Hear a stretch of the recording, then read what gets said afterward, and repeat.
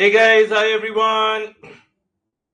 Good morning, and I welcome you all to lecture number 3 of this income tax fast track batch for September and January 2025, September 24 and January 25. Let's get going without any further delay. आप लोग जानते हैं Rathi sir ज्यादा time नहीं लेते, बकवास नहीं करते. हाँ जी गाइस, मैं आशा करता हूँ आप लोग सब मस्त हो और स्वस्थ हो guys. And let us have a quick recap of what we did into the previous session because we have to take care of a lot of things in today's session. पिछले सेशन में दोस्तों हम लोगों ने पढ़ा था basis of charge, जहां हम लोगों ने पढ़ा कि total income of every person of the previous year shall be assessed to tax in the assessment year at the rates applicable to the assessment year. फिर जाना कि टोटल इनकम निकालने से पहले हमें इंसान का रेसिडेंशियल स्टेटस जानना पड़ता है. रेसिडेंशियल स्टेटस नहीं जाना तो टोटल इनकम कैसे निकालोगे? तो रेसिडेंशियल स्टेटस के बेसिस पर टोटल इनकम निकलती है, which has been devised into 5 heads starting with salary, house property, PGBP, capital gains, other sources. लेकिन इन पांचों हेड्स की इनकम निकालते वक्त हमें क्लबिंग को ऐड करना होता है, क्लबिंग ऑफ इनकम को, एंड सेट ऑफ लॉसेस को माइनस करना होता है. We arrive at GTI. GTI में से डिडक्शंस माइनस होते हैं, हमारा टोटल इनकम निकलता है. और टोटल इनकम पर आप असेसमेंट ईयर में रेट्स ऑफ टैक्स लगाते हो depending upon the regime that the person is following. If it is generally an individual at intermediate level, you have to also take care of certain incomes जिन पर special rate of tax लगता है, followed by दोस्तों अगर कोई lottery है, long term है, income 50 lakh से ज्यादा होती है तो सरचार्ज लग जाता है. इनकम 5 या 7 लाख से कम होती है दोस्तों तो रिबेट मिलता है. And health and education cess is added. उसके बाद दोस्तों आपका जितना एडवांस डिपॉजिट ऑफ टैक्स हो गया है to the government, that is what we reduce it. हम उसे माइनस करते हैं and we arrive at finally the net tax liability that we need to pay to the government. इसके अलावा दोस्तों ये तो वो अमाउंट हुआ जो हमें सरकार को देना है. हमें एक काम और करना होता है, which is filing of ITR, income tax return has to be filed on or before the due date. All right guys, everyone, this is what we did into the theoretical provision. इसके बाद दोस्तों एक दो चीजें और theoretical provision में करी थी, और वो था previous year for newly set up business. अगर कोई न्यूली सेटअप बिजनेस होता है तो क्या previous year can be a period of less than 12 months? The answer is yes. In case of a newly set up business in which the previous year will start from the date of setting up of the business till the end of the financial year. And then we came on to finding out dosto the tax liability according to the default tax regime. Default tax regime under section 115 BSE, जिसकी slab rate एक ही है, which applies to all individuals, HUF, AOP, BOI and artificial judicial person. और वो slab rate क्या है? पहले 3 लाख रुपए माफ, 3 से 6 लाख रुपए 5%, 6 से 9 लाख रुपए 10%, 9 से 12 लाख रुपए 15%, 12 से 15 लाख रुपए 20%, और 15 लाख से जितना ज्यादा होगा 30%. However, if you wish to follow 115 BSE, if you wish to follow the default tax regime, there are certain exemptions and deductions which shall be prohibited, जो कि दोस्तों मैंने आप लोगों को बताया कि डिटेल में हम रिस्पेक्टिव चैप्टर में सीखेंगे. जैसे कि सैलरी चैप्टर में leave travel concession, HRA, few allowances, entertainment allowance, professional tax allowed नहीं है. हाउस प्रॉपर्टी चैप्टर में interest on loan on a self occupied property allowed नहीं है. पीजीबीपी चैप्टर में एडिशनल डेप्रिसिएशन अलाउड नहीं है. Deduction under section 35 AD allowed नहीं है. If you are contributing for scientific research, social science and statistical development to outsiders, वो allowed नहीं. तो these are certain points दोस्तों जो respective chapters में आएंगे और वहां पर हम उसे डिटेल में डिस्कशन करेंगे. हाँ, अगर आपको क्वेश्चन में आता है that you have to find out that tax liability in a manner which is most beneficial for the assessee, तो we will have to compute tax liability. हमें tax liability दोनों regime से follow करना पड़ेगा, और जिसमें लोअर टैक्स लायबिलिटी होगी that is what we will have to follow. And finally दोस्तों that is what we will have to conclude and advice. मजा आया guys? This is what we did into the previous session. याद आ रहा है? संजीवनी, श्रेया, वानी, हरप्रीत, नंदिनी, सिद्धार्थ, रवि, विवेक, सारे बच्चों को दोस्तों गुड मॉर्निंग, आदाब, नमस्कार, सत श्री अकाल. Let's get going with today's session guys. आज का सेशन स्टार्ट करते हैं, और आज के सेशन में we need to talk about treatment of undisclosed income and guys कि क्या क्या अनडिस्क्लोज इनकम में कंसिडर किया जाता है। ओके आ जाओ भाई, previous year for undisclosed income. Undisclosed income क्या होती है दोस्तों? जो आपने इनकम अपनी बुक्स ऑफ अकाउंट्स में रिकॉर्ड ना करी। मुझे किसी बच्चे ने फीस दी, ध्यान से मेरी बात सुनना, किसी बच्चे ने आके 10,000 रुपए की फीस दी जिसे मैंने बुक्स ऑफ अकाउंट्स में रिकॉर्ड नहीं किया, तो वो क्या हो गई दोस्तों? मेरी अनडिस्क्लोज इनकम हो गई, जिसे मैं सरकार के सामने रिफ्लेक्ट नहीं कर रहा हूं, डिस्क्लोज नहीं कर रहा हूं, सरकार को नहीं बता रहा हूं, तो उसे अपन क्या बोलते हैं? अनडिस्क्लोज इनकम बोलते हैं। लेकिन दोस्तों अगर सरकार आपकी अनडिस्क्लोज इनकम को पकड़ ले, if the government catches you read handed दोस्तों, तो इन दैट केस आप क्या बोलेंगे? या सरकार आपका क्या करेगी दोस्तों? सरकार आपको दोस्तों उस अनडिस्क्लोज इनकम पर दोस्तों ऑलमोस्ट ऑलमोस्ट सजाए मौत जैसा हालत बना देगी। देखना कैसे। कहते हैं where income is not disclose by the taxpayer but is detected by the income tax department and the source for which is not satisfactorily explained, the source for which is not satisfactorily explained by the assessee to the assessing officer, it is deemed to be income of the year in which it is disclosed. कहते हैं दोस्तों कि अगर सरकार ने आपसे पूछा कि ये पैसा कहां से आया, ये ज्वेलरी कहां से आई, इस ज्वेलरी का बिल दिखाइए, आपने ये इन्वेस्टमेंट करे, इस इन्वेस्टमेंट के लिए पैसा कहां से आया, तो सरकार कहती है कि अगर हमने कुछ सवाल जवाब किया जिसका आप उत्तर नहीं दे पाए, you could not give a satisfactory answer, in that case that amount will be considered to be undisclosed income in the year in which it is detected. ऐसा नहीं कह सकते विवेक ने 2020-21 में टैक्स की चोरी करी, 2023-24 में विवेक पकड़ा गया, तो विवेक ऐसा थोड़ा ना कह सकता है रात गई बात गई, ऐसा थोड़ा होता है। बचपन में छुपन छुपाई खेलते थे कि नहीं खेलते थे? इनकम टैक्स ऑफिसर कहते खेलते थे, तो कहते हैं अगर मैं छुपने जाता हूं तो आप क्या 3 साल बाद आके मेरे को आइस पाइस करते हैं? नहीं ना, आपको तभी ढूंढना होता है। तो मैंने चोरी करी थी 2020-21 में, पकड़ना था तो तभी पकड़ना था, रात गई बात गई। इनकम टैक्स ऑफिसर ने हाथ गर्म किया, खट्टाक। हाँ जी गाइस, क्या ऐसे चलेगा? छुपन छुपाई के एग्जाम्पल से आप क्या बच जाएंगे? नहीं गाइस, छुपन छुपाई के एग्जाम्पल से आप बच नहीं सकते। हाँ जी गाइस, खूब कुटाई होगी, खूब पिटाई होगी, एंड जिस साल आप पकड़े गए उस साल की ये आपकी इनकम मान ली जाएगी। अब विवेक कह रहा है चलो भाई आप इनकम मान ही रहे हो तो लगा लेते हैं स्लैब रेट, लगा लेते हैं भाई, मैं ना न्यू रिजाइम फॉलो करूंगा। असेसिंग ऑफिसर कहता है चुपचाप बैठ जाइए, हम आपको बताते हैं आपका कितना टैक्स निकलेगा।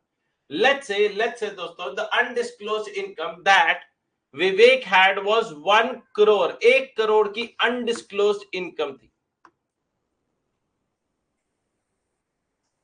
1 करोड़ की अनडिस्क्लोज्ड इनकम थी। अब इधर ध्यान से देखिएगा, उसमें सरकार क्या कहती है? The assessee will be liable to tax at the rate 60%। उस पर टैक्स कितना लगेगा गाइस? उस पर टैक्स कितना लगेगा गाइस? 60%, eight the rate 60%। तो 60 लाख आ गया दोस्तों आपका 1 करोड़ का। Mandatory surcharge, mandatory surcharge, no matter what the amount of undisclosed income is, it can be even 2 lakh rupees, उस पर भी मैंडेटरी सरचार्ज 25% लगेगा। बट जो सरचार्ज होता है गाइस, आप लोग जानते हैं surcharge is not levied on the income, surcharge is levied on the tax liability. तो कई बच्चे जो यहां पर गड़बड़ करते हैं, ये 25% 1 करोड़ पे लगा देते हैं, दैट इज एब्सोल्युटली इनकरेक्ट। आपको किस पे लगाना है दोस्तों? आपको लगाना है, you have to divide this 25% on the tax liability that you have just computed. तो surcharge at the rate 25%, 60 lakh का 25% निकल कर आता है 15 लाख रुपए, 15 लाख रुपए। इसको जोड़ो गाइस तो आपका अभी तक कितना आया? 75 lakh. And then the government says कि वो सेस तो लगता ही लगता है, जैसे अपन हेल्थ एंड एजुकेशन सेस बोलते हैं, तो कहते हैं वो तो लगाना ही लगाना है। HEC eight the rate 4% guys, तो 75 lakhs का 4% which will come out to be 3 lakh rupees. तो total amount of tax that Mr. Vivek will have to pay on his undisclosed income will be 78 lakhs. तो out of 1 crore वो 78 lakhs पे कर रहा है guys. तो what is actually the effective rate of tax on undisclosed income? It is 78%. कितना है guys? 78%. Thus the effective rate of tax is 78% on undisclosed income under section 115 BBE. 115 BBE. Everyone clear about it? Every one of you guys clear about it? अच्छा, question में 1 marker में अगर आपसे पूछता है what is the tax liability on undisclosed income, 1 marker है तो उसमें प्रेजेंटेशन करने की जरूरत नहीं है. जो भी आपका अमाउंट है, लेट्स से 50 लाख रुपीस है, उसका 78% निकाल दीजिएगा directly 39 lakh rupees. We are done and dusted. लेकिन कई बार आपको ऐसे बोलते हैं compute the tax liability on undisclosed income excluding surcharge and HEC. excluding surcharge and HEC, then you will have to apply only 60%. फिर आपको 60% अप्लाई करना होगा. 50 लाख का 60% 30 lakhs. Everybody has to understand what are they asking you in the question. That is what we need to answer. हम रटकर चले जाते हैं और हमेशा 78% निकाल कर आ जाएंगे तो कई बार गड़बड़ हो सकती है. ज्यादातर तो 78% ही पूछेंगे. But we will have to be utmost careful reading out the question कि क्वेश्चन हमें क्या बोलने की कोशिश कर रहा है. Now coming on to the point कि कौन कौन सी चीजें अनडिस्क्लोज इनकम में आती हैं. कहते हैं the following shall be considered as undisclosed income. The following shall be considered as undisclosed income. पहला, कैश क्रेडिट. आपके बुक्स ऑफ अकाउंट्स में पैसा आया, हमने आपसे पूछा ये पैसा कहां से आया, जिसका आप जवाब नहीं दे पाए. मतलब कैश क्रेडिट हुआ है. कैश को यहां पर लिटरल कैश में मत समझना कि गांधी जी के नोट ही कैश होता है. No, not like that. Cash credit stands for amount inflowing into your books of accounts for which a proper explanation is not being provided to the assessing officer. कि ये पैसा कहां से आया. तो कहते हैं where any sum is found credited in the books of accounts. Books में रिकॉर्ड है, असेसिंग ऑफिसर ने पूछा कहां से आया पैसा, जिसका आप कोई सैटिस्फैक्टरी एक्सप्लेनेशन नहीं दे पाए, तो उसे आपकी अनडिस्क्लोज्ड इनकम माना जाएगा. That will be considered to be an undisclosed income. Following which guys, अब दोस्तों इधर ध्यान से सुनिएगा, हमारे साथ सर जेल भी हो सकती है ब्लैक मनी पर. यस दीपक, बिल्कुल जेल हो सकती है if you do not cooperate. There are provisions guys जहां पर आपको जेल भी हो सकती है. And if the government deems कि जो आपकी टैक्स चोरी है हम उसके लेवल तक नहीं पहुंच पाए हैं और वो आपको जेल भेज सकते हैं. पूरे प्रोविजंस है that you can land up in Tihar. Okay guys, now my next question to you guys is, हमारे साथ चैट बॉक्स में दोस्त है सोनू के घर पर इनकम टैक्स की रेड पड़ी, बुक्स ऑफ अकाउंट्स निकाले गए, उसमें आया 3 करोड़ रुपए इसके इनफ्लो हुआ है. 3 करोड़ रुपए इनफ्लो हुआ है. सोनू से पूछा कहां से आया ये पैसा.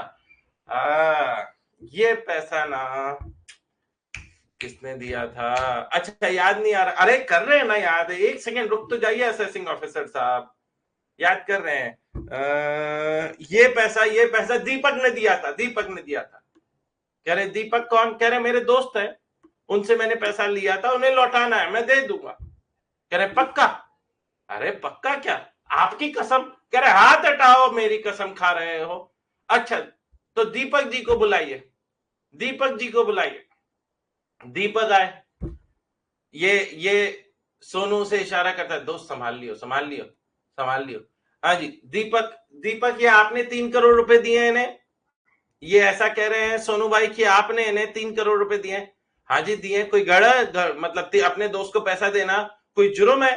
कह रहे नहीं, ये तो बहुत अच्छी बात है, दोस्त की मदद करी आपने उसे 3 करोड़ दिए. तो कह रहे ठीक है फिर मैं जाता हूं. कह रहे 1 सेकेंड दीपक भाई, 1 सेकेंड. कह रहे हाँ जी बोलिए. आपके पास 3 करोड़ कहां से आए? आपने जो सोनू को 3 करोड़ दिए वो आपके पास कहां से आए? क्योंकि आपकी बुक्स ऑफ अकाउंट देखते हैं तो उसमें भी आप जो इनकम दिखाते हैं वो सालाना 5-6 लाख की दिखाते हैं। आपके पास 3 करोड़ कहां से आए? भागो क्या दोस्तों? दीपक भाग गया, दीपक ही भाग गया दोस्तों, उस सीन से दीपक गायब। तो क्या दोस्तों इसको भी अनडिस्क्लोज्ड इनकम माना जाएगा? मतलब जिसने पैसे दिए वो सैटिस्फैक्टरी एक्सप्लेनेशन नहीं दे पा रहा है कि भाई साहब मेरे पास ये पैसे कहां से आए, तो will that money be also considered to be undisclosed income? The answer is yes. Everybody understanding this point? मजा आया इस पॉइंट को समझने में गाइस? मजा आया इस पॉइंट को समझने में? यही पॉइंट आगे लिखा है। However, where the sum so credited consist of loan or borrowing, जो सोनू ने दिखा रखा था कि मैंने अपने दोस्त से ले रखा है, और any such amount by whatever name called, any explanation offered by the assessee shall not be deemed to be satisfactory if the person in whose name, दीपक के नाम पर हमने अपने बुक्स ऑफ अकाउंट्स में रिकॉर्ड कर रखा था कि दीपक से 3 करोड़ ले रखे हैं, उसे लौटाएंगे। कहते हैं इसे सैटिस्फैक्टरी एक्सप्लेनेशन नहीं माना जाएगा कि जिसके नाम पर रिकॉर्ड हुआ है, दीपक के नाम पर, उसने कोई सैटिस्फैक्टरी एक्सप्लेनेशन नहीं दिया। क्योंकि दीपक तो, जब दीपक से पूछा गया कि 3 करोड़ तुम्हारे पास कहां से आए, तो वो भाग गया। तो in that case, in that scenario, क्या इसे भी अनडिस्क्लोज्ड इनकम माना जाएगा? The answer is yes. This will also be considered to be undisclosed income and it will be leviable to tax at the rate just 78%. आ जाओ भाई next, unexplained and understated investments. Unexplained and understated investments. आपने अपने investments कर रखे हैं of a value of 80 crore, लेकिन books में उसे 50 लाख का ही दिखा रखा है। क्योंकि यहां पर लोग दोस्तों कैश ट्रांजैक्शंस भी करते हैं जो कि बुक्स ऑफ अकाउंट्स में रिकॉर्ड नहीं होते। तो इन दैट केस सरकार ने कहा कि अगर आपने इन्वेस्टमेंट किया और उसे रिकॉर्ड नहीं किया, या किया और उसे अंडरस्टेट कर दिया, कम वैल्यू का दिखाया, तो in that case, in that scenario, जितना आपने कम वैल्यू का दिखाया, that will be considered to be undisclosed income, where an assessee has made investments which are not recorded in the books and the assessee office offers no satisfactory explanation. उसे क्या माना जाएगा? Undisclosed income माना जाएगा। मैंने एक property 1 crore रुपए की खरीदी, लेकिन उसका ट्रांजैक्शन, मतलब उसको जो मैंने रिकॉर्ड करा था इन अ सेल डीड, उसमें से 40 लाख दिखाया, क्योंकि 60 लाख मैं बोरी में भरकर कैश देकर आया था। 60 लाख का कहीं रिकॉर्ड नहीं हुआ, तो उसे अपन क्या बोलते हैं दोस्तों? उसे अपन बोलते हैं अनएक्सप्लेन्ड अंडरस्टेटेड इन्वेस्टमेंट्स। तो that 60 lakhs will be considered to be undisclosed income. Coming on to the third point, unexplained money. Unexplained money. Tanvi Maheshwari हमारी दोस्त चैट बॉक्स में, तन्वी के घर पर इनकम टैक्स की रेड पड़ी, और इनकम टैक्स की रेड पड़ी, वहां से आटे के अंदर से 5 लाख निकले। आटे का बड़ा सा डब्बा था, उसके अंदर 5 लाख दबा रखे थे। सोफा फाड़ा गया, उसके अंदर 25 लाख दबा रखे थे। बेड के नीचे 5 लाख दबा रखे थे। तो इन दैट केस जब ये पकड़ा गया, तो तन्वी कहती है मिरेकल मिरेकल, आटे के अंदर से निकला पैसा। हाँ जी, कह रहे मैडम इंस्पेक्टर इन्हें जेल लेके जाइए, ये वहां पे मिरेकल करेंगी। हाँ जी गाइस, क्या आप ऐसे मिरेकल करने से बच जाएंगे? The answer is no. आपको ये क्या है दोस्तों? ये है आपका अनएक्सप्लेन्ड मनी। अनएक्सप्लेन्ड दोस्तों मनी। और क्या दोस्तों इसका कोई सैटिस्फैक्टरी एक्सप्लेनेशन दे सकता है? आप लोग मुझे बताइए दोस्तों, can anybody give satisfactory explanation of 25 lakhs being found in a sofa set and 5 lakh rupees found in आटा डब्बा? No guys, nobody can. तो in that case इसे भी क्या बोला जाएगा? अनडिस्क्लोज्ड इनकम बोला जाएगा। ज्वेलरी पकड़ी गई, बुलियन होता है गोल्ड ब्रिक्स, सिल्वर के कॉइन्स, तो कहते हैं where the assessee is found to be the owner of any money, bullion, jewellery और other valuable article and the same is not recorded in the books, the assessee and the assessee offers no satisfactory explanation, उसे unexplained money बोला जाता है। Next, unexplained expenditure.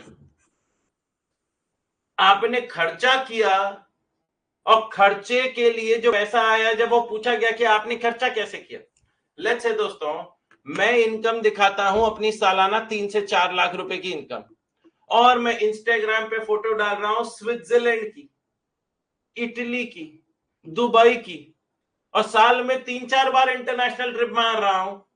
Income tax officer आके बोलते हैं भैया इधर आइए ना, नहीं ये आप साल का 4 लाख रुपए कमाते हैं और आउटसाइड इंडिया के खर्चे, आउटसाइड इंडिया भी नेपाल और श्रीलंका बगल वाले नेशंस में नहीं जा रहे हैं, यूरोप, और यूरोप में भी स्विट्जरलैंड सबसे महंगी कंट्रीज में से आता है।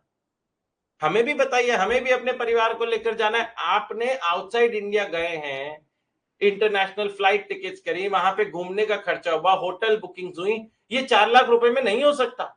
तो आपके पास पैसा कहां से आया खर्चा करने का? नॉर्मली अगर आप दोस्तों जाते हैं आउटसाइड इंडिया तो आपका 30,000 रुपीज पर डे का खर्चा होता है, पर डे का। अगर आप 10 दिन जा रहे हैं तो एक इंसान का 3 लाख रुपए का खर्चा, अगर आप 4 लोग गए हैं तो 12 लाख रुपए का खर्चा। अब इन दैट केस कहते हैं लगभग 10 से 12 लाख रुपए का खर्चा होना चाहिए था आपका, आपकी इनकम 4 लाख रुपए, कहां से भाई साहब कहां से पैसा लाते हो? कह रहे जो ये ट्रिप था, नहीं पूरा डिटेल में बताइए। कह रहे हैं क्या क्या बताया आपको, कह रहे हैं इसीलिए आप कोई सैटिस्फैक्टरी एक्सप्लेनेशन नहीं दे पा रहे, and because you are not able to give any satisfactory explanation, जो आपके खर्चे आपने करे हैं वो क्या माने जाएंगे? That they must have been done from an income which you never recorded in the books of accounts. क्या वो माना जाएगा कि आपने जो खर्चा किया है जिसका आप एक्सप्लेनेशन नहीं दे पा रहे हैं? That must have never been recorded in the books of accounts। मतलब वो क्या है? वो अनडिस्क्लोज्ड इनकम है। वो क्या है? अनडिस्क्लोज्ड इनकम है। तो कहते हैं where an assessee has incurred any expenditure and he offers no satisfactory explanation about the source of such expenditure। And last, amount borrowed or repaid on hundi। अब ये क्या होता है सर? हुंडी, हुंडी is basically a system of borrowing money जो कि other than banking channels अगर हुआ then it will be considered to be undisclosed income. जैसे दोस्तों आप लोगों ने सुना होगा कि लोगों ने, लेट्स से मैंने पैसा बोरो किया, ये क्या बोलते हैं इसका नाम दोस्तों, किटी नहीं, कुछ इसका नाम बोला जाता है, मैं नाम भूल रहा हूं, जहां पर लेट्स से कमिटी, सोनू ने सही बताया, कमिटी, किटी ध्यान में आ रहा था, कमिटी। अब कमिटी में क्या होता है, लेट्स से 20 लोग हमारे साथ चैट बॉक्स में जितने हैं 20 लोग चिट फंड बोल सकते हैं, बिल्कुल सही, वो भी बोला जाता है ऐसे विवेक, कमिटी, चिट फंड। अब हम लोग ना डिसाइड होता है कि हर महीने की 1 तारीख को, हर महीने की 1 तारीख को हम लोग 10-10 हजार रुपए कॉन्ट्रीब्यूट करेंगे। अब 20 लोग अगर 10-10 हजार कॉन्ट्रीब्यूट करेंगे तो 2 लाख रुपए इकट्ठे हो गए दोस्तों, 2 लाख रुपीस। और जिस इंसान को उस पैसे की जरूरत होगी वो पैसा उस टाइम वो 2 लाख रुपए उठा लेगा, उसे क्या बोलते हैं दोस्तों? कमिटी या चिट फंड, जो भी। तो इन दैट सिनेरियो जब आपने ये लोन उठाया जो कि आपका बैंकिंग चैनल सिस्टम के थ्रू नहीं आया, तो in that scenario, in that case, that will also be considered to be undisclosed income. उसे क्या माना जाएगा दोस्तों? अनडिस्क्लोज्ड इनकम माना जाएगा। तो कहते हैं where any amount is borrowed on a hundi or any amount due thereon is repaid other than account pay check, the amount so borrowed shall be deemed to be undisclosed income। जो amount आपने बोरो किया है उसे undisclosed income माना जाएगा। Alright guys, तो सरकार कहती है अगर आप पैसा बोरो कर रहे हो तो borrow it through the banking channels. Banks के रिकॉर्ड सरकार के पास पहुंच जाते हैं। कैश इज वन थिंग दोस्तों, जो सरकार कहीं ना कहीं, कैश इज वन थिंग जो सरकार कहीं ना कहीं कम से कम ट्रांजैक्शंस करना चाहती है। आ जाओ गाइस, किस्ता सिस्टम भी बोलते हैं, ये मैं पहली बार सुन रहा हूं रवि नाम। अब आते हैं दोस्तों assessment year section 2 clause 9।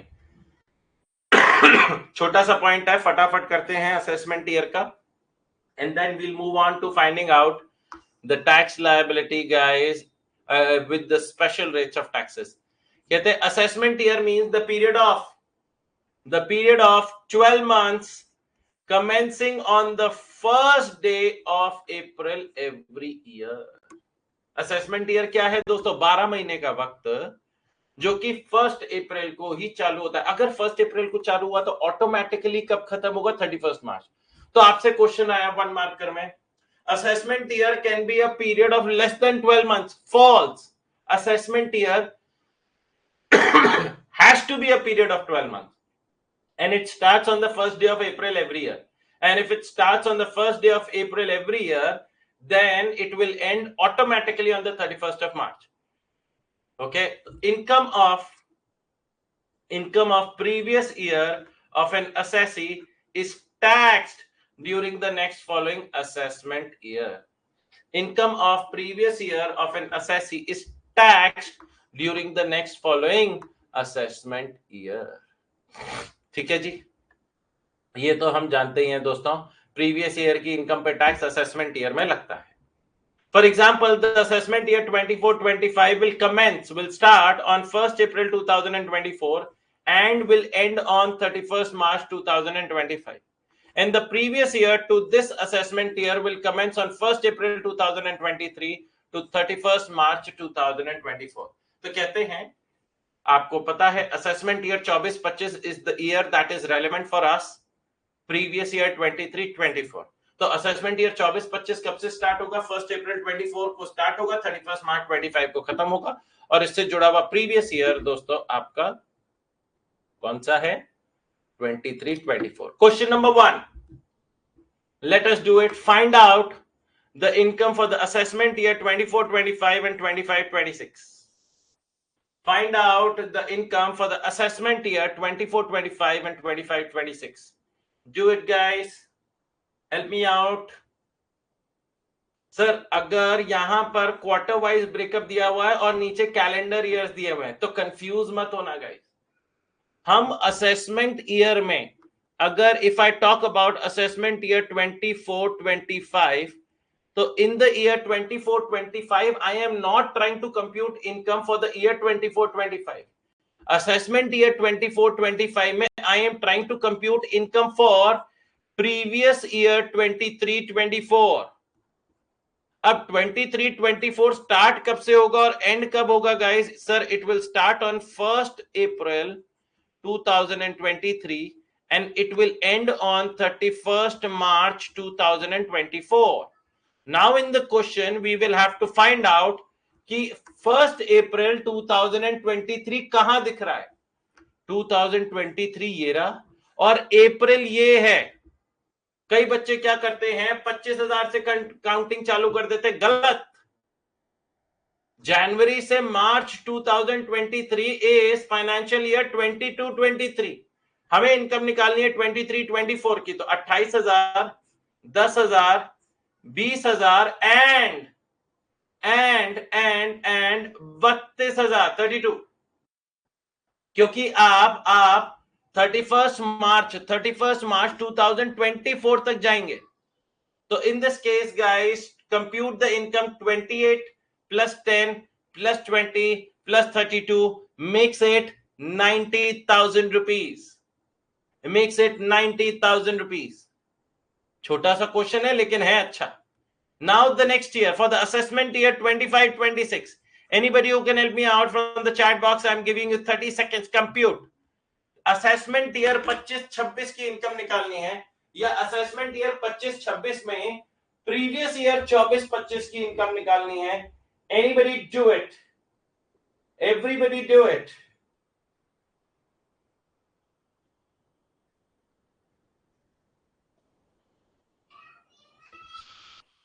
Done. हाँ जी guys, आंसर आएगा 16, 27, 29 and 12 makes it 84,000. Well done Anita, Shreya, Nandini, Hetvi, Tanvi, Shubham, Pritesh, Kartik, Archi, Sanjeevani, चलो जी, Sameer, well done, Ikshit, super. चलो जी गाइस, वेरी वेल डन. ये देखिए गाइस, 90 पहले वाले का, दूसरे वाले का 84. Next question number 2. What will be the previous year in relation to assessment year 24-25 in the following cases? Okay, छोटा सा क्वेश्चन है. Sonu started a medicine business on 14 मार्च 2024. सोनू हमारे साथ चैट बॉक्स में भी है एक सोनू. सोनू ने मेडिसिन बिजनेस चालू किया 14 मार्च से. तो if दोस्तों he starts a business in the middle of the year, the previous year for a newly set up business shall start from the date of setting up of the business 14th March 2024. और वो कब तक जाएगा? Till the end of the financial year in which the business was set up. End of the financial year कब होगा? 31 March 2024 या 25? 2024 या 25? पूरी डेट लिखिए. हरप्रीत वेल डन, संजीवनी वेल डन. 23-24 नहीं लिखना है, डेट्स बतानी है. कार्तिक, श्रेया, अंगद, डेट्स बतानी है कहां से कहां तक. रवि आपने कौन सी डेट बता रहे हो? 1 अप्रैल 2022 से 14 मार्च 2023. क्या हो गया रवि भाई? कल की उतरी नहीं. नेहा गलत, नेहा फंस गई. नेहा ने बताया 31 March 2025. No, it will be 31 March 2024. Come on यार.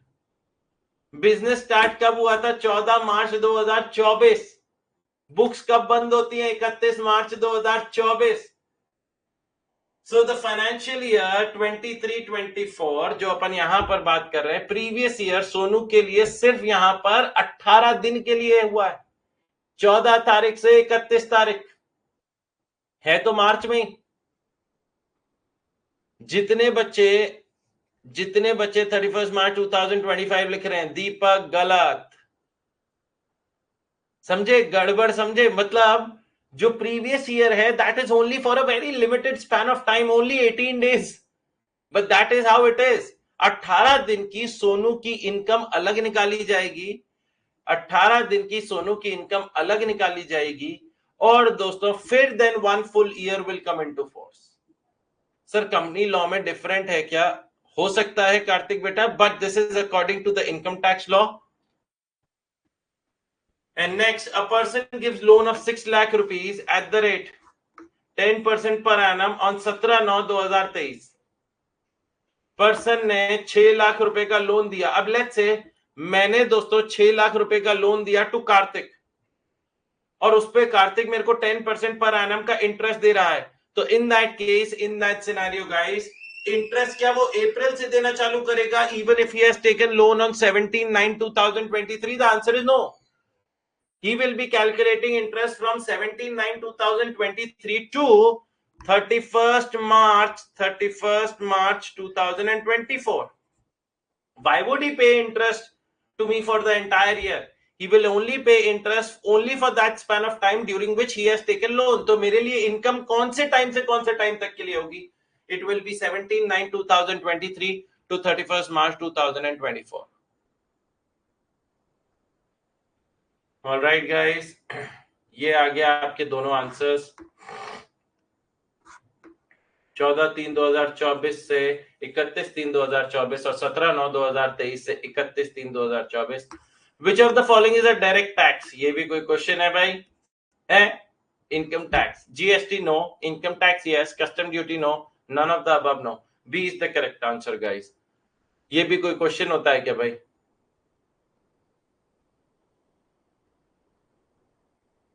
Previous attempt. रवि बेटा अगर आपकी बुक मैं अभी बोल दूं प्रीवियस ईयर उसमें 22-23 लिखा हुआ आ रहा है तो you should order new books.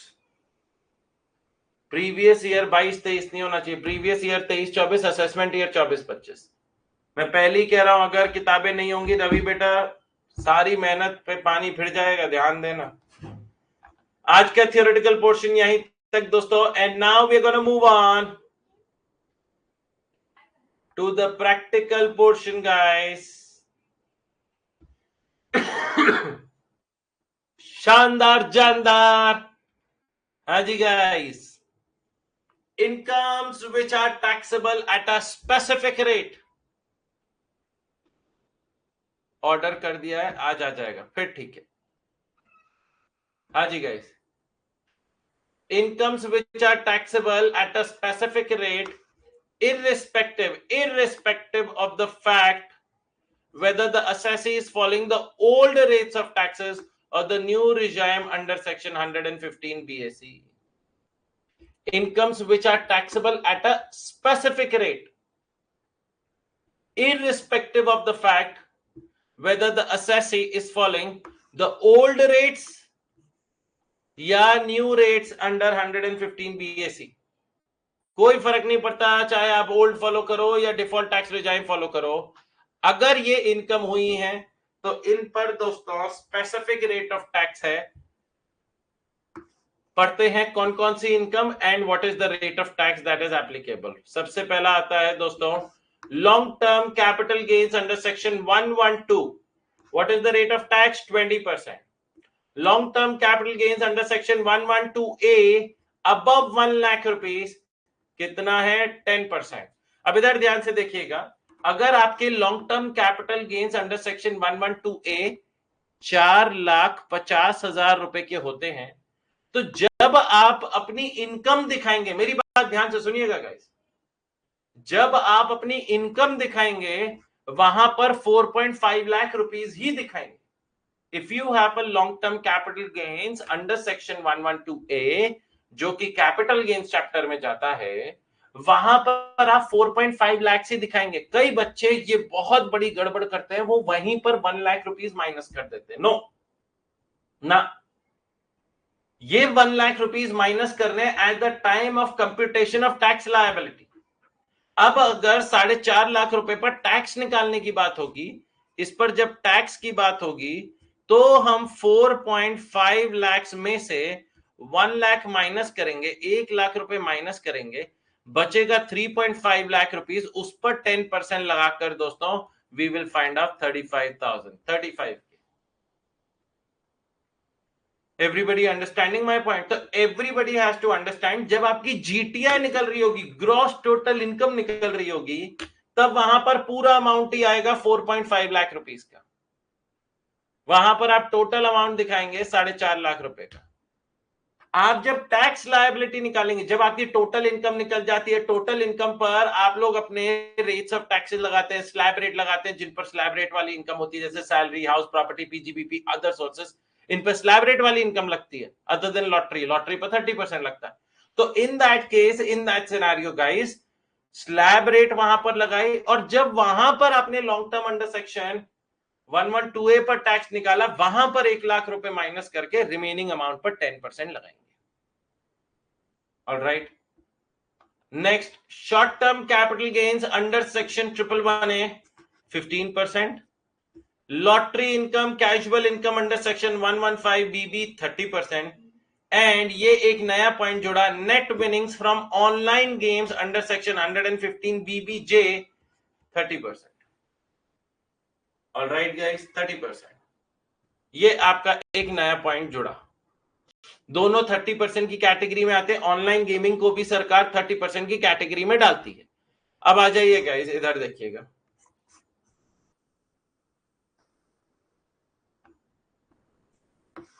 Let's say दोस्तों एक इंसान है, यहां मैं अलग अलग केसेस बनाते जाऊंगा और आप लोगों को मदद करनी है. मिस्टर एक्स, ठीक है ना, अपन मान रहे हैं ये 115 BAC फॉलो कर रहे हैं, 115 BAC फॉलो कर रहे हैं.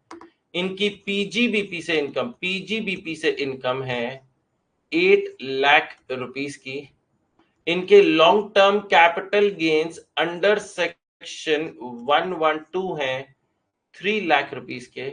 और एक लॉटरी भी ले लेते हैं, लॉटरी है दोस्तों 2 लाख रुपीस की. For the purpose of this question let us ignore TDS. Okay, total income जो इनकी निकल कर आती है 13 लाख रुपीस.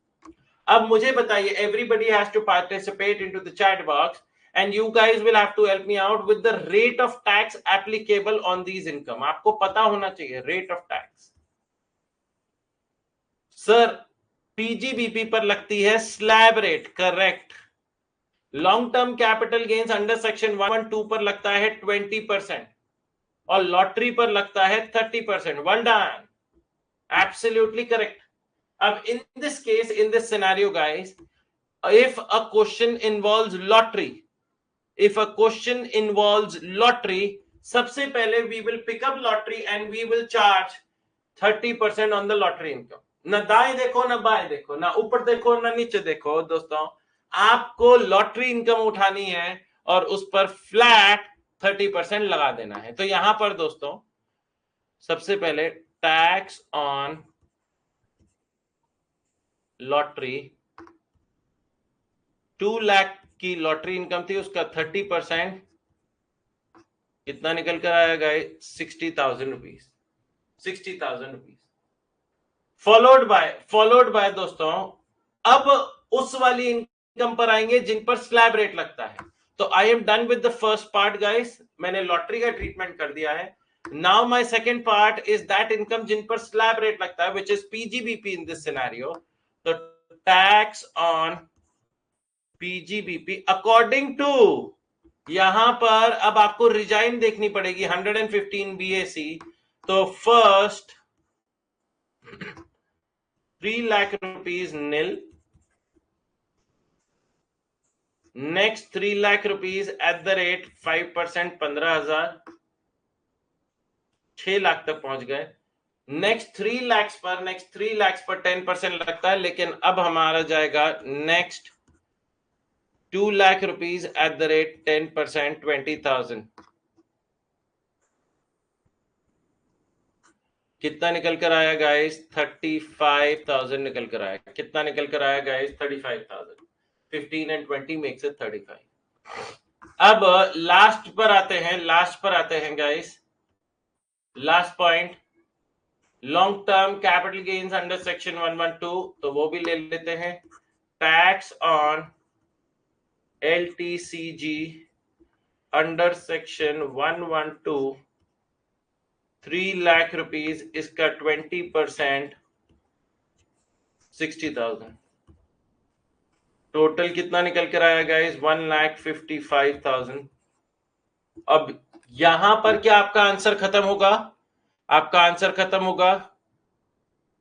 अभी समझाऊंगा कार्तिक बेटा कि मैंने पीजीबीपी को पहले क्यों नहीं लिया और लॉटरी को पहले क्यों लिया. अभी समझाऊंगा बेटा, थोड़ा सा पेशेंस रखना. ऐड करेंगे यहां पर HEC, health and education cess at the rate 4%. 1,55,000, 4% निकल कर आता है 6,200. जोड़ दो, आंसर आ जाएगा गाइस 1,61,200. 1,61,200. एवरीवन, यहां तक क्लियर हुआ? Now I am gonna take you on to the second case. और जहां मैं, हमारे दोस्त जिसने पूछा था ना, किसी बच्चे ने पूछा था कि हमने पहले ये क्यों नहीं लिया, कार्तिक के क्वेश्चन का आंसर अब यहां मिलेगा. आ जाओ भाई, इधर देखिएगा. Mister Y, aged 40 years, resident of India. Okay, जो कि फॉलो कर रहे हैं ओल्ड रिजाइन. पहला वाला मैंने न्यू से करवा दिया था डिफॉल्ट से, अब ओल्ड से कर लेते हैं. अलग अलग करेंगे तो अच्छा रहेगा.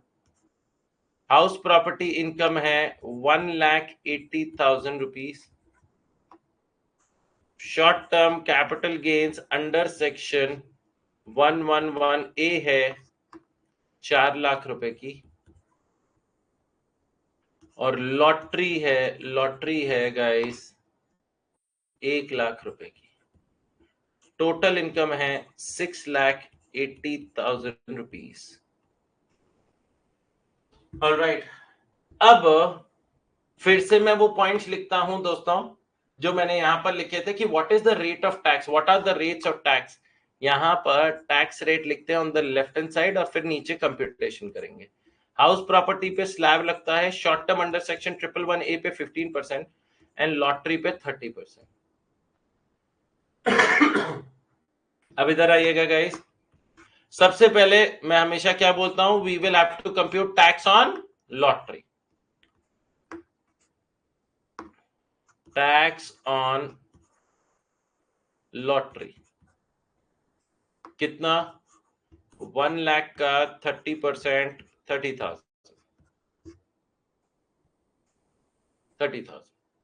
Fair enough. उसके बाद दोस्तों इधर देखिएगा, इधर देखिएगा, tax on house property income.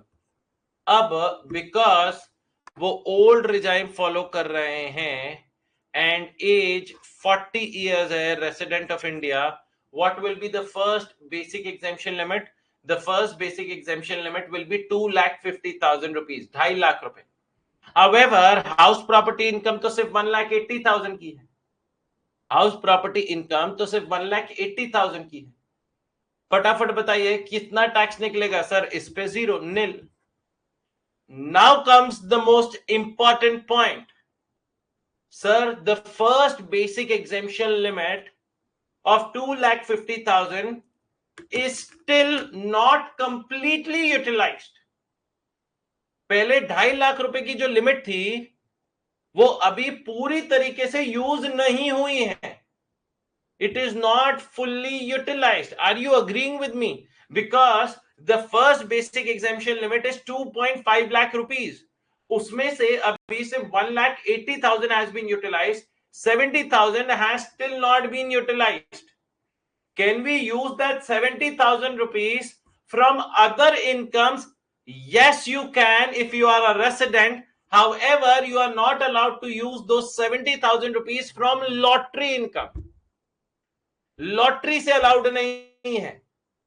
तो कार्तिक बेटा, क्योंकि आप वो 70,000 रुपए लॉटरी से माइनस ना कर लो, लॉटरी से माइनस ना कर लो, इसी वजह से मैं पहले लॉटरी को निपटा देता हूं। लॉटरी से अलाउड नहीं है वो 70,000 माइनस करना। That 70,000 should be utilise in a way which is more beneficial to the assessee. However, it is prohibited to use it against lottery. All right. तो यहां पर देखिएगा आपका जो नेक्स्ट पॉइंट बचा which is tax on short term capital gains under section 111A, 4 lakh रुपए minus unexhausted limit 70,000, बचा 3,30,000, इसका 15%। तो 3,30,000 का 50% निकालिए, 49,500। अब इसे जोड़ेंगे, निकल कर आया 79,500 एंड यहां पर we are gonna add health and education cess at the rate 4% guys, 3180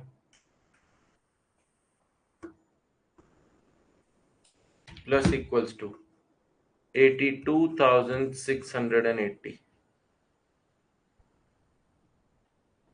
winning from online gaming से कर सकते हैं एडजस्ट? नहीं Angad, winning from online gaming and lottery दोनों से अलाउड नहीं। गुड क्वेश्चन अंगद ने पूछ लिया, ये बहुत अच्छी बात है कि सर लॉटरी के नीचे एक नया पॉइंट आया विनिंग फ्रॉम ऑनलाइन गेमिंग, उस पर भी 30% लगता है, क्या उससे कर सकते हैं? नहीं। 115 BAC में अलाउड है बैलेंस एग्जेम्पशन लिमिट का बेनिफिट, बिल्कुल अलाउड है। अभी एक क्वेश्चन कराता हूं, द लास्ट क्वेश्चन गाइस, फिर we are gonna move forward. Okay, इधर देखिएगा,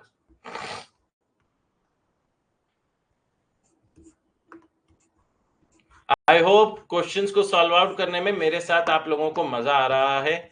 that is my most important thing of the day, that students are enjoying with me.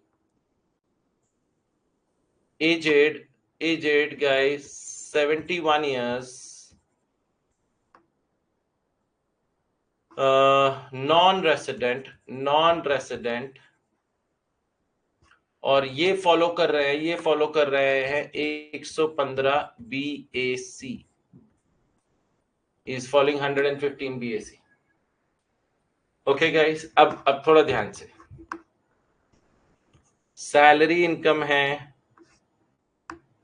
2,40,000 rupees, long term capital gains under section 112A है 3,30,000 rupees, short term capital gains under section 111A है 1 lakh rupees, और lottery भी ले लेते हैं guys, lottery है 50,000 रुपए की। टोटल करिए गाइस, टोटल करिए 240 प्लस 330 प्लस 150 720 7,20,000 रुपीज। सबसे पहले guys identify the tax rates. हमेशा दोस्तों जब ऐसी इनकम्स आए तो टैक्स रेट्स पहले स्लैब सैलरी पे लगता है। Arpita has raised her hand, I am inviting Arpita. Slab, Arpita बोलिए। 10% above 1 lakh rupees, short term पे 15% और लॉटरी पे 30%। बोलिए अर्पिता बेटा, या गलती से लग गया था? तो काट ही दिया अर्पिता ने। भाभी नहीं देते ऐसे, फोन लगा के काट देते हैं, इज्जत ही नहीं रह गई। कोई बात नहीं, आ जाओ गाइस, करें एवरीबडी। मैंने क्या बोला है? If a question involves lottery, अगर क्वेश्चन में लॉटरी है तो क्या लॉटरी पर सबसे पहले टैक्स निकालना होगा? Yes, tax on lottery 50,000 rupees, इसका 30% कितना आया गाइस? 15,000 रुपए। नेक्स्ट, स्लैब रेट वाली इनकम, टैक्स ऑन सैलरी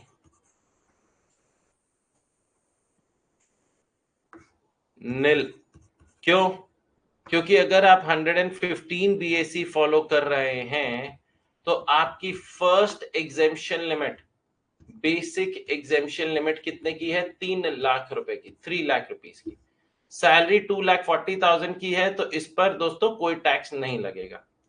अब दोस्तों अगर आपने 2.4 लाख रुपीज यहां यूटिलाइज कर लिया है, 2.4 लाख, तो what is the unexhausted limit? 60,000। आपकी कितने की? 60,000 की अनएग्जॉस्टेड लिमिट है। अब ये 60,000 आप किस में से सेट ऑफ करेंगे? लॉन्ग टर्म या शॉर्ट टर्म? ये 60,000 आप किस में से सेट ऑफ करेंगे? लॉन्ग टर्म या शॉर्ट टर्म? फटाफट बताइए गाइस।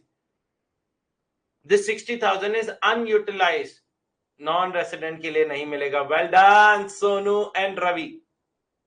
इक्षित फंस गया, इक्षित ने शॉर्ट टर्म लिख दिया, कम रेट ज्यादा रेट। अरे तो डिडक्शन 50,000 की क्या होगा? डिडक्शन 50,000 के बाद ही है वो दीपक। ये जो 2,40,000 है ये सैलरी इनकम है, income under the head salary. 50,000 minus करने के बाद ही 240 बोला है, ग्रॉस सैलरी नहीं बोला है। यहां पर दोस्तों आप लोगों ने कर दी गड़बड़, एक ट्विस्ट था, नॉन रेसिडेंट लिखा हुआ था, and non resident is not allowed to utilise the unexhausted basic exemption limit, the unused basic exemption limit, and therefore ये 60,000 rupees यूज नहीं कर सकते, it will lapse। ये स्पेशल वाली इनकम में से यूज नहीं किया जा सकता। That was the trick point। तो ध्यान रहेगा अब से हमेशा के लिए। हाँ जी गाइस, अगर ये रेसिडेंट होता तो in that case, in that scenario short term से सेट ऑफ करते, because short term has a higher rate of tax. अभी आज की अभी वाले एग्जांपल में चलते हैं। Short term capital gains under section 111A 1 lakh रुपए, इसका 15% कितना निकल कर आएगा? 15,000। and last guys, long term capital gains under section 112A 112A 3.3 lakh rupees, उसमें से 1 लाख रुपए माइनस हुआ क्योंकि इसमें 1 लाख रुपए की छूट मिलती है, बचे हुए पे 10% निकल कर आया 23, टोटल निकल कर आया 53।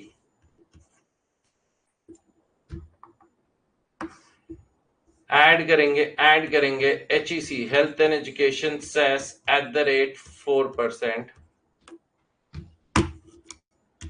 53,000 रुपीज का 4% निकल कर आएगा 2120।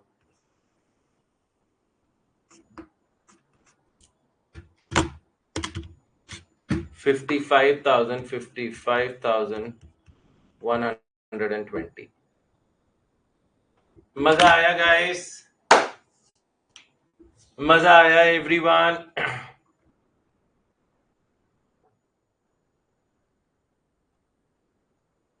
सिर्फ रेसिडेंट्स जिसकी टैक्स लायबिलिटी ज्यादा हो उसमें से हम बैलेंस एग्जेम्पशन बेनिफिट लेंगे among capital gains income. Yes yes Ravi, yes.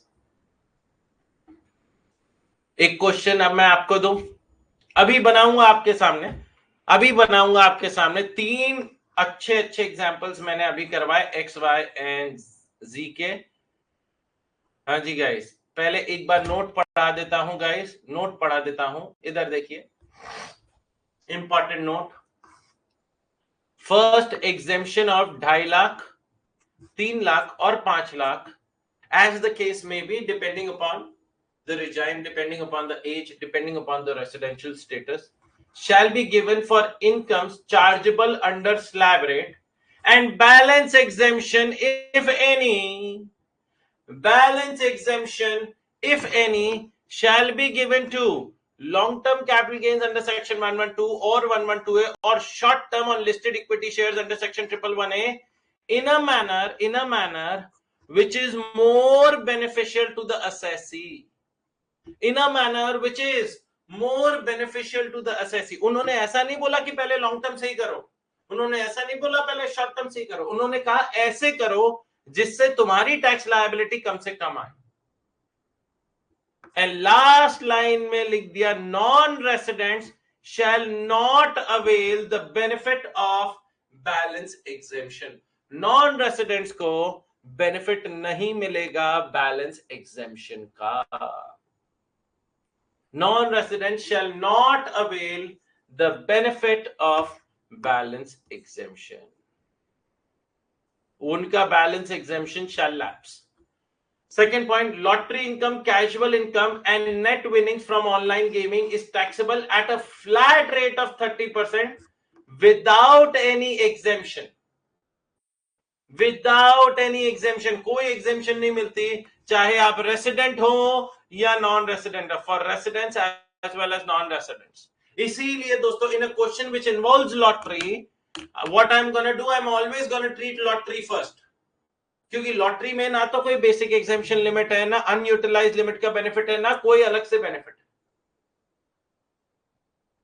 Every one of you clear about it? Every one of you clear about it? Let's get going guys. Now in order to solve out a question जो मैं आप लोगों के लिए बना रहा हूं, तैयार हो जाओ guys, and I'm gonna give you a timer. आप लोग लिख कर करेंगे। Okay guys, Mr. A, aged 81 years, resident of India, following 115 BAC. Okay, इनकी हाउस प्रॉपर्टी से इनकम है 2,60,000 रुपीज की। Long term capital gains under section 112 हैं सिर्फ 20,000 के। Short term capital gains under section 111A हैं 3 लाख रुपीज के। बहुत सारी इनकम डालूंगा, देखते हैं। long term capital gains under section 111A 112A भी हैं of 1,90,000 रुपीज। लॉटरी इनकम है of let's say 50,000 rupees, and interest on FD भी है guys 15,000 रुपीस का। ओहो, 6 इनकम है गाइस इनकी। टोटल कर लेते हैं एक बार, 260 plus 20,000 plus 3 lakh plus 190 plus 50,000 plus 15,000, 8,35,000 की टोटल इनकम है। 8,35,000 की। I am giving you exactly 180 seconds. मैं 3 मिनट का टाइम दे रहा हूं आपको, इसको लिख कर करना है। How to identify, come on guys, Kartik you will have to remember the rates. How to identify का मतलब क्या है? You have to identify the rates of tax. जिस पर रेट ऑफ टैक्स ज्यादा है उस पर पहले यूज करो। करिए गाइस।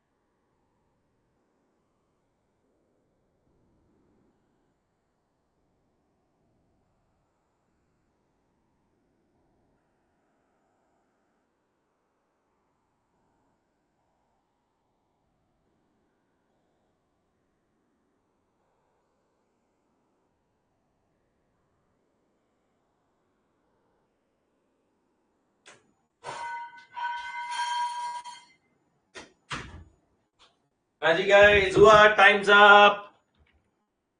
देखो, कुछ तो अलग अलग आंसर आ रहे हैं। Lekhna saying 40,820, Kushagra saying 70,980, Siddharth saying 85,280, Ravi saying 72,000। सारी मेहनत बेकार हो गई मेरी पिछले आधे घंटे की। इक्षित सेइंग 69,000, हरप्रीत सेइंग 70,000, 70,980 सबसे ज्यादा नजर आ रहा है। Vikas saying 68,640। Alright guys, let's get going. चलो जी, करते हैं गाइस, करते हैं। इधर ध्यान दीजिएगा एवरीबॉडी, इधर ध्यान दीजिएगा। सबसे पहले identify the rate of tax, tax rate. हमेशा मैंने क्या बोला है, go step by step. House property पे स्लैब रेट लगता है, लॉन्ग टर्म अंडर सेक्शन 112 पे 20%, short term under section 111A पे 15%, long term under section 112A पर 10%, अबव 1 लाख रुपीज लॉटरी पर 30% और इंटरेस्ट ऑन एफडी पे स्लैब रेट। जब भी क्वेश्चन में लॉटरी होगा, हम लोग सबसे पहले we are gonna find out tax liability on lottery. तो टैक्स ऑन लॉटरी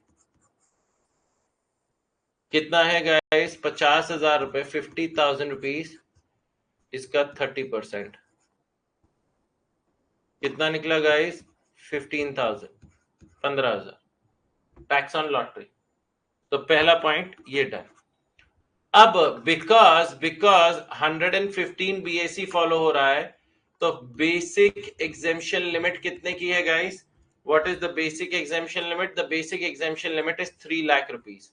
तो यहां पर tax on house property plus interest on FD, क्योंकि स्लैब रेट वाला देखना है ना, स्लैब रेट वाली दो इनकम है, स्लैब रेट वाली दो इनकम है, एक हाउस प्रॉपर्टी है, एक इंटरेस्ट है। लेकिन इन दोनों का मिलाकर देखें, इन दोनों का मिलाकर देखें गाइस, तो 260 और 15,000 275 आ रहा है, और 275 पर कोई भी टैक्स नहीं लगेगा, नील रहेगा, बिकॉज हमारी बेसिक एग्जेम्पशन लिमिट 3 लाख की। ऑलराइट गाइस, नेक्स्ट, इन 3 लाख में से 2.75 लाख अगर माइनस हो जाता है तो कितना बचा, 25,000 बचा, कितना बचा, 25,000। ये 25,000 आपका अनयूज्ड है, क्योंकि 260 और 15,000 मेक से 275, 25,000 रुपए अनयूज्ड है। अब आप इसे सबसे पहले किससे करेंगे, आप इसे सबसे पहले किससे करेंगे गाइस, सर हम लॉन्ग टर्म वाले से करेंगे। वाई, क्योंकि लॉन्ग टर्म पर सबसे ज्यादा रेट ऑफ टैक्स है, लुक 20%, बचे हुए पर 15 और इधर है 10%। तो हम सर लॉन्ग टर्म पे करेंगे, लेकिन सर लॉन्ग टर्म तो बहुत ही कम है। तो क्या हुआ, कम है, जितना है उतना तो सेट ऑफ करो। 20,000 में से 20,000 रुपीज यहां सेट ऑफ हो गया, और ये हो गया नील। लेकिन सर अभी हमारी लिमिट तो 25,000 की थी, बाकी 5,000 का क्या होगा, वो आप आगे यूज करो। अभी आपने 20,000 यूज कर लिया, तो कितना बचा, 5,000 रुपए। It should be used in a manner which is most beneficial to you. Most convenient नहीं बोला है कि 25,000 रुपए किसमें से माइनस करें कि सबसे ज्यादा कन्वीनियंटली आंसर निकल जाए, ऐसा नहीं बोला है। बोला है it should be used in such a way कि आपकी टैक्स लायबिलिटी सबसे कम आए।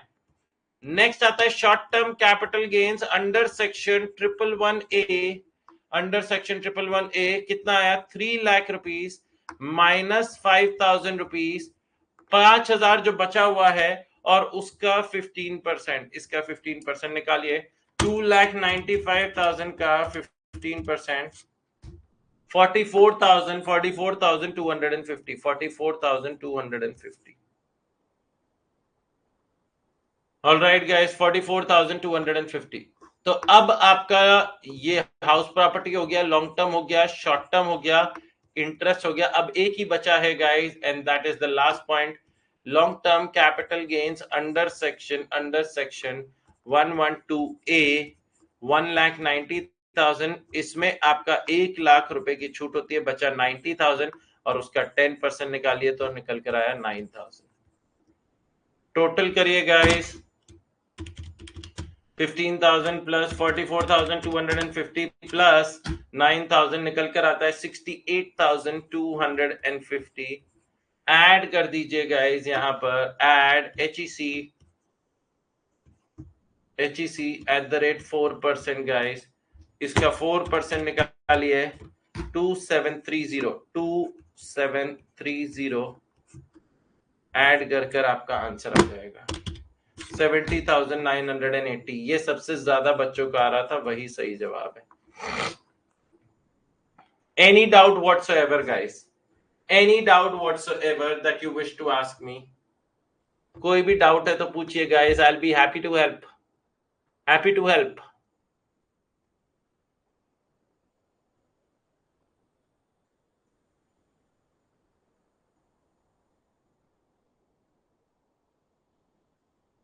मजा आया? तो मुझे लगा कि शॉर्ट टर्म का टैक्स ज्यादा है। लगा क्यों बेटा? अभी तो पढ़ाया था मैंने। ऐसा लगा क्यों? अभी तो पढ़ाया रवि बेटा मैंने।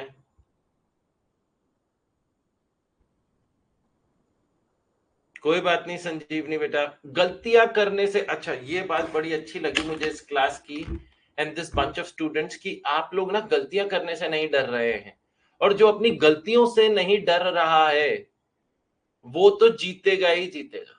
उसको कोई नहीं रोक सकता है to clear out the September 24 examination. कोई नहीं रोक सकता। It is very very important to keep on doing mistakes, to learn from it and not to repeat it. उन गलतियों से सीखेंगे और उन्हें रिपीट नहीं कर सकते। अगर हम रिपीट करने लग जाएंगे गलतियां तो गड़बड़ हो जाएगा ना काम गाइस, तो गड़बड़ हो जाएगा।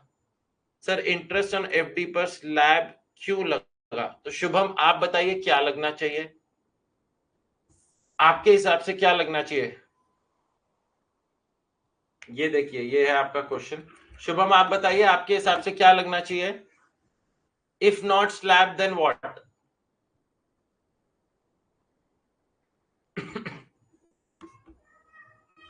बताओ बताओ बताओ शुभम भाई।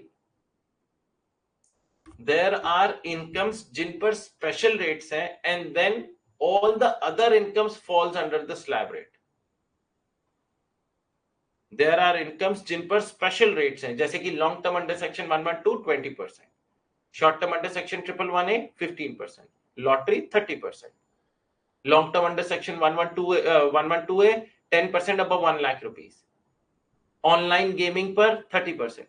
इन पांचों के अलावा जितनी इनकम है वो स्लैब रेट में जाती है। ओके? और कई बच्चे इतने होशियार चंद होते हैं, सैलरी का अलग 2.5 लाख माफ, हाउस प्रॉपर्टी का अलग 2.5 लाख माफ, पीजीबीपी का अलग 2.5 लाख माफ। ए प्रभु, ए मेरे 5 हेड की इनकम में 5 बार 2.5 लाख माफ थोड़ा ना करेंगे, 5 बार 3-3 लाख रुपए बेसिक एग्जामेशन लिमिट थोड़ा ना माफ करेंगे एवरीवन।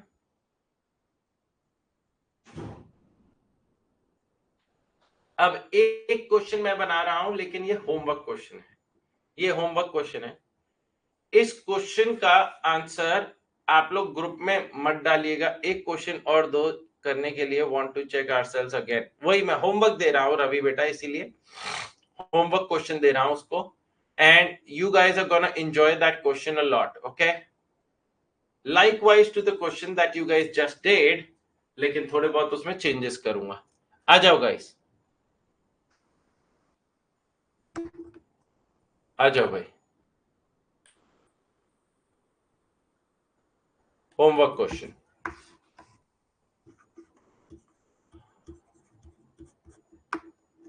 मिस्टर के, aged 80 years, resident of India, following the old regime। इनको बोला गया है दोस्तों ग्रॉस सैलरी। छोटा सा ट्रिकी डाल रहा हूं दोस्तों, gross salary 3,40,000 rupees. Next, rent from house property 1,80,000 rupees. Long term capital gains under section 112A 2,40,000 rupees। Short term capital gains 10,000 rupees, and lottery 60,000 rupees। ये आपकी इनकम है दोस्तों। अब ये आपको होमवर्क में करना है, और चलो इसका क्वेश्चन भी, इसका आंसर भी ग्रुप में डालिएगा, इसका आंसर भी ग्रुप में डालिएगा गाइस, देखते हैं कौन सही जवाब देता है, सोच समझ के, जल्दबाजी में, हड़बड़ी में नहीं करेंगे। Everybody has to be very very careful. मैं फिर से क्वेश्चन को दिखा रहा हूं, आप लोग इसे लिख सकते हैं। एक बार मैं थोड़ा चेक भी करना चाहता हूं।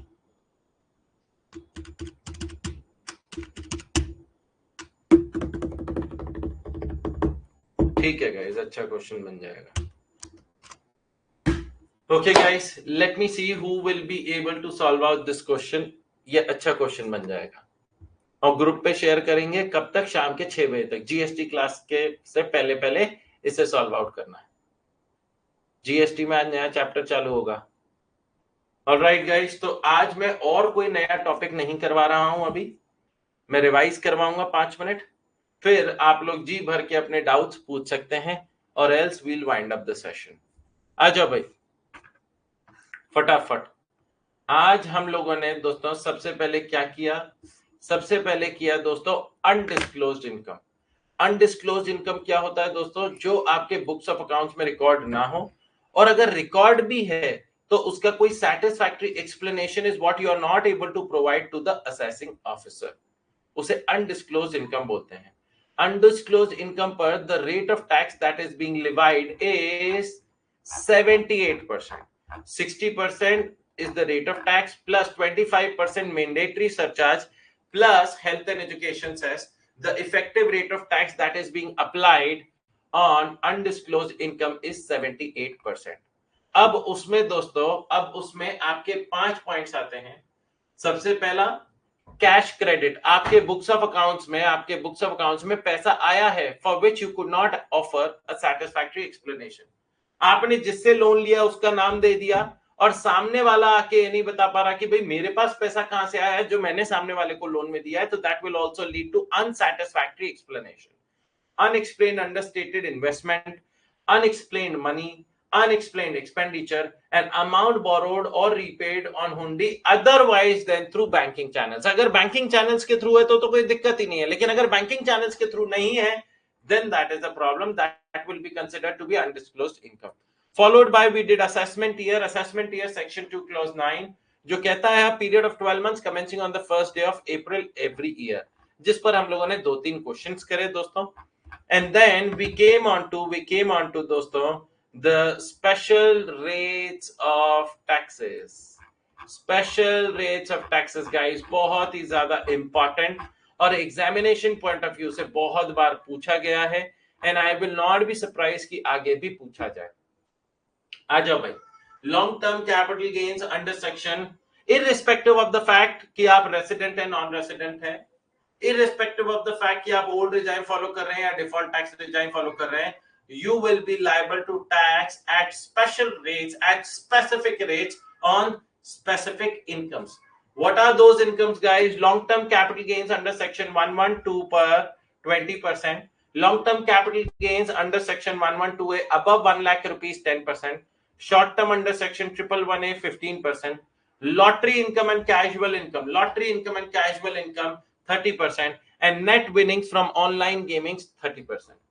If your first basic exemption limit is unutilized, then it can be used against special incomes in the nature of long term and short term. Lottery और net winning from online gaming में से आप अपनी unexhausted basic exemption limit को use नहीं कर सकते हैं, but this benefit is only for resident and not non-resident. Resident को ये benefit दिया गया है that you can utilize your unexhausted basic exemption limit against long term under section 112 or 112A or short term under section 111A in a manner which is more beneficial to you, in a manner जिससे आपका फायदा। All right guys, lottery पर sir interest on FD deduction. Sahana बेटा, अगर आप 115 BSc follow कर रहे हैं तो आपको क्या डिडक्शन मिलेगी? 80 टीटी ए या टीटी बी? 80 टीटी बी की बात कर रहे हैं आप यहाँ पर, जो आपने पिछले क्वेश्चन का आप मेरे से पूछ रही हो, मैं समझ गया। इंटरेस्ट ऑन एफबी नहीं होगा, एफडी होगा। एफडी डिडक्शन की अगर आप पूछ रहे हैं तो उस क्वेश्चन में 115 बीएसी फॉलो किया गया था, 115 बीएसी में डिडक्शन नहीं मिलती है 80 टीटीबी की। ओके,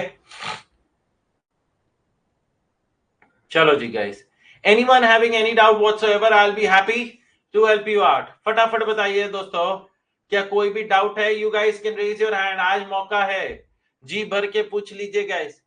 अभी तक टोटल हमारे 5 सेशंस हो चुके हैं, अभी तक 3 इनकम टैक्स के, 2 जीएसटी के। Anything that you would like me to incorporate into the class, anything that you want to give me as a feedback, anything, I am very open to all this. I am very very open to all this. I don't take things to my heart. I try to keep improving it. और अगर मुझे आपका लगता है कि आपकी advice बिल्कुल बकवास है तो मैं इग्नोर कर देता हूं. It's okay, but it's your responsibility that you guys can always give me advice. ये कल संडे है दोस्तों, कल आपकी क्लास नहीं होगी और कल पहला संडे है, और क्योंकि अभी तक इनकम टैक्स में कोई भी चैप्टर कंप्लीट नहीं हुआ है, जीएसटी का भी एक बहुत छोटा सा चैप्टर कंप्लीट हुआ है गाइस, कल आपका टेस्ट नहीं है। सर आपने जो क्वेश्चन दिया उसमें रेंट मतलब नॉट कंप्यूटेड है ना? सोनू भाई, अब मैं क्वेश्चन का आंसर मैं होमवर्क का अभी नहीं दूंगा, ये अब आपको खुद लगाना ही है दिमाग, ये आपको खुद लगाना है दिमाग कि जो मैंने क्वेश्चन होमवर्क में दिया है उसको कैसे सॉल्व आउट करा जाएगा। This is your homework question guys, this is your homework question. सारे आंसर्स मैं यहीं दे दूंगा तो क्या मतलब है? All right, anybody guys coming up with anything that you guys can help me out with? ये थोड़ा सा ट्रिकी है, मैं अपने आप से ही बोल रहा हूं, ये थोड़ा सा ट्रिकी है, थोड़ा सा सोच समझ के करिएगा, जल्दबाजी में करेंगे तो गड़बड़ करेंगे।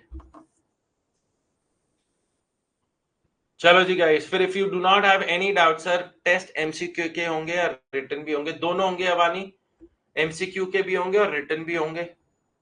कई संडेज तो ऐसे होंगे कि सुबह 10 बजे एमसीक्यू टेस्ट है और शाम को 5 बजे सब्जेक्टिव टेस्ट है। It can be a possibility like that also, because क्योंकि अब एग्जाम्स साल में 3 बार होने लगे हैं तो the time gap between one exam and another वो कम हो गया है, और कम हो गया है तो हमें ज्यादा मेहनत करनी पड़ेगी सितंबर के लिए, क्योंकि पहले अगर होता तो नवंबर में होता तो अपने पास 2 महीने एक्स्ट्रा होते, एटलीस्ट 1.5 मंथ्स तो एक्स्ट्रा होते।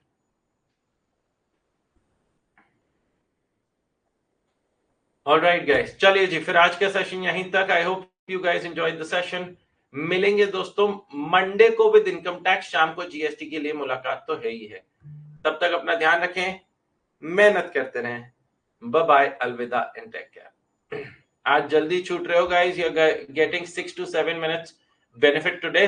आई विल मेक श्योर मंडे को एक्स्ट्रा पढ़ाऊं। Bye bye and take care.